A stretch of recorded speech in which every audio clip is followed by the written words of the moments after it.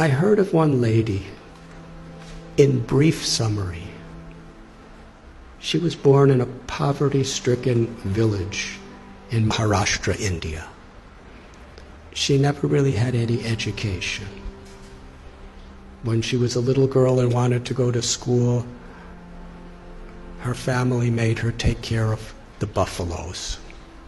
When she was 8 years old, she was married.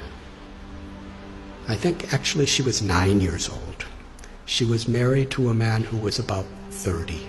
By the time she was 19, she had 3 sons, and she was pregnant. A mafia type of person who was exploiting the people of the village was especially forcing the women of the village to work really hard and paying them practically nothing. And everyone was afraid. But Sindhutai told the local collector, who was overseeing the police, and that person was stopped from what he was doing. But he was so angry. He went and told Sindhutai's husband a lie. He said, "You are such a fool. Your wife is having affairs with so many men. In fact, the child that is within her womb is my child, not yours. I've been having sex with her. If you don't kill the child and kill her, I will kill you." So the husband, the girl's 19 years old, he kicked her in the chest, not in the chest, in the stomach, repeatedly, to kill her and the child. She laid unconscious. He thought she was dead. So he dragged her to a cow shed where a whole herd of cows were being kept, thinking that people will feel that the cows just trampled her and that's how she died. So she laid there unconscious. And when she woke up, she said, she found one cow standing right above her, protecting her. There were all these buffaloes and oxen and cows walking, and they would have certainly trampled her. But this cow was keeping everything away from her. And even when the in-laws came to make sure she was dead, the cow chased them away with their horns and stood over her. She came to consciousness and gave birth to a baby girl under the cow. And she said she took a rock and cut her umbilical cord. Took about 20 slices to get free from it. And for hours and hours, the cow protected.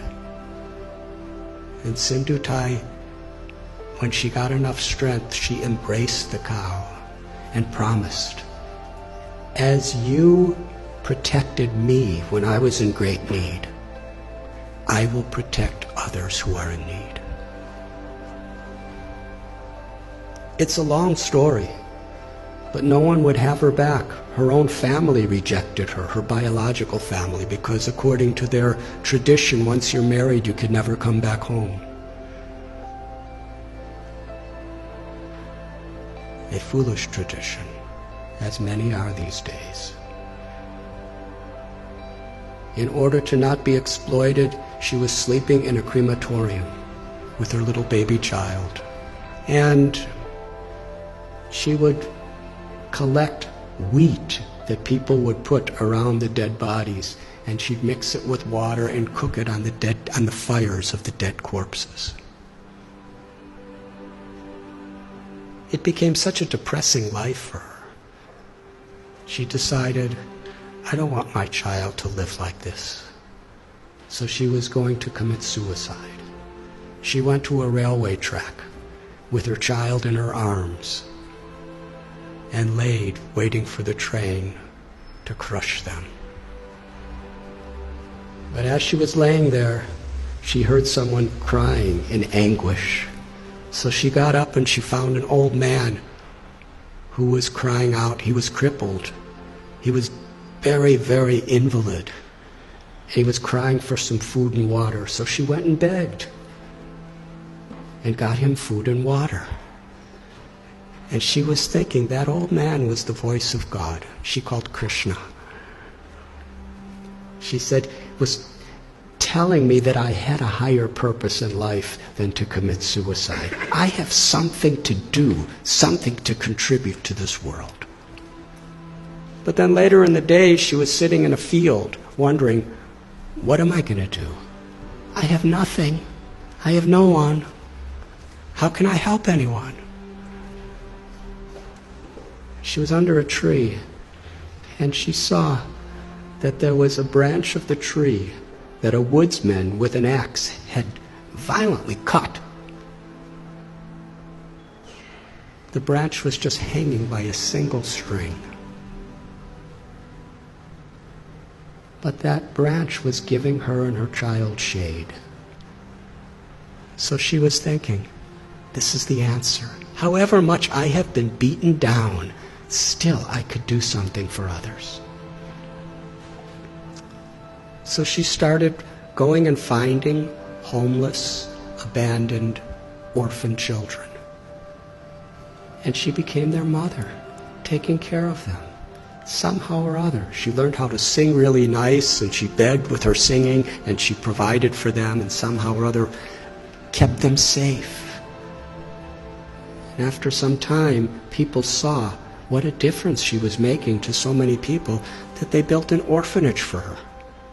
Over the years, she said, she's had about 1,500 children, over 1,000 grandchildren. And she's made a tremendous difference in her life. All of her children have a great education. Many are doctors and lawyers and farmers, something she never had. She's won so many awards internationally for her accomplishments. But then she explained what the most meaningful and fulfilling thing she ever did in life. Years and years later, after the president of India gave her awards and governors of states and international awards, this really old man came to her orphanage. He was starving. He was sick. He was homeless. He was asking for shelter. After a few minutes, she recognized this was her ex-husband, the person who tried to murder her maliciously. She said to him, when you left me to die, I was homeless in rags. Now you're homeless in rags, and I have a nice place with so many people. She said the most meaningful thing in her life is she forgave him. And she said, I will give you shelter, but I'm not your wife. I'm your mother. And when people would visit the orphanage, she would introduce him. This is my eldest son, and sometimes he's very naughty. She told a story. It moved me. So at one place, I shared this story, and somehow it was on YouTube. And in her orphanage, someone showed it to her. So she wanted to meet me. So in Pune, I met her. And she was with a couple other people. And we spoke for about an hour together. It was a wonderful conversation. And afterward, there was one lady who was sitting next to her, who was just beaming with smiles the whole time, but didn't say much of anything. And when I was just about to leave, Sindhutai said, I want to introduce you to this girl. She's the one who was born under the cow.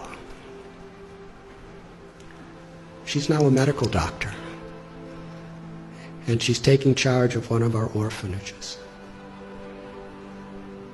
And then she said to me, I consider all of the tragedies in my life to have been gifts to empower me to make a difference to others. She considered it all the grace of God. She said, "My life has been a road with many thorns, but I made friends with those thorns, and my life became beautiful, and I could give beauty to so many other people's lives." That's one little example of influence without affluence. The power of compassion is far greater than anything that money can do. But when money and knowledge and strength and skills are built on the foundation of that compassion, then not only is our own life enriched beyond our comprehension, but we could make such a difference. We can have such an influence in the world. Each and every one of us, whoever we are, because everyone is so inherently special.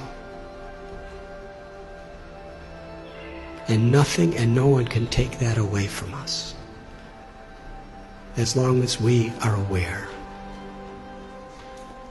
To be an instrument of compassion, an instrument of grace, is the true influence beyond affluence.